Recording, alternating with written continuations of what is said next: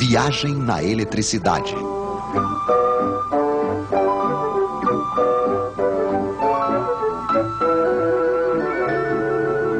Entre menos e mais. Senhores conceituados em uma certa época descobriram a eletricidade. Eles tinham rodelas de metal e de pano molhadas em um ácido, que eles empilhavam umas sobre as outras. Isto fazia uma pilha de rodelas, uma pilha elétrica. Então eles disseram: a eletricidade deve ser alguma coisa que sai por um fio e entra por outro.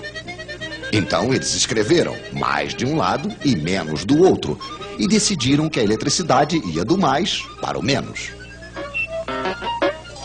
Mas tudo isso ao acaso. Para saber ao certo, seria preciso ver de perto os átomos dos fios.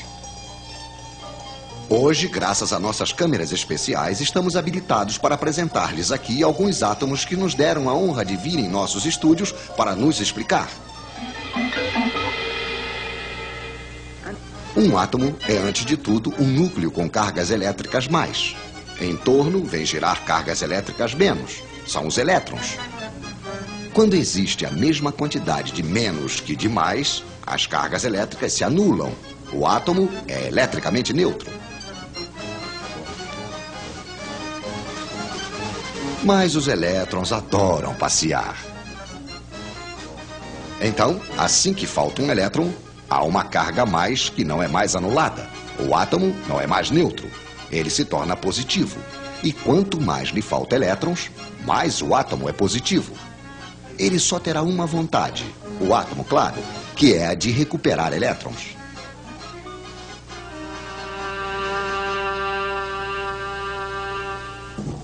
Esses elétrons andarilhos, nós os chamamos de elétrons livres. Só que esses elétrons que andam ao acaso não são os que produzem eletricidade útil. Mas suponhamos que temos dois fios de cobre e entre os dois uma espécie de aspirador de elétrons. De um lado, teremos muitos elétrons livres. É o lado menos. Do outro lado, faltará. Onde os átomos são positivos, é o lado mais. Existe entre os dois fios aquilo que chamamos de diferença de potencial, de volts. Por que volts? Ah, sim. O senhor que tinha inventado a pilha elétrica se chamava Sr. Volta.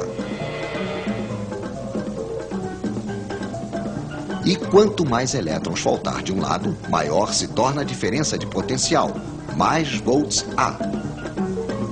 Ao longo dos fios, os átomos certamente só terão uma vontade: recuperar os elétrons que estão no outro fio. Vamos deixar os elétrons passarem. Vamos fazer-lhes uma passagem, mas estreitíssima. O filamento de uma lâmpada, por exemplo.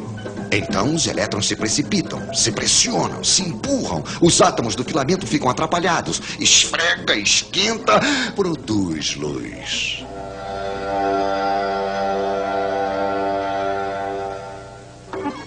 Temos uma corrente de elétrons que vai do menos para o mais.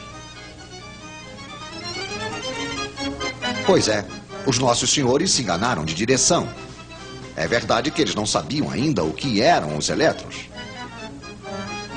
De um lado, então, uma bomba a elétrons, um gerador. Do outro, um receptor, isto é, um aparelho onde os elétrons passam produzindo energia. Lâmpada, radiador, motor elétrico, etc, etc.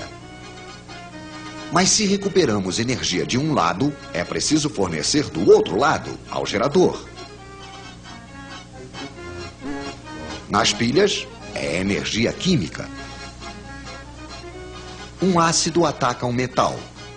Quando o ácido está usado, não há mais volts. Podemos também utilizar a energia solar. Podemos também fazer girar um ímã diante de uma bobina. Aí é preciso energia mecânica. É um pouco desse modo, porém mais complicado, que é fabricada a eletricidade que chega na casa de vocês. Mas não tentem saber onde está o mais e onde está o menos. É uma corrente que muda de sentido o tempo todo, a corrente alternada. Mas voltaremos a falar disso.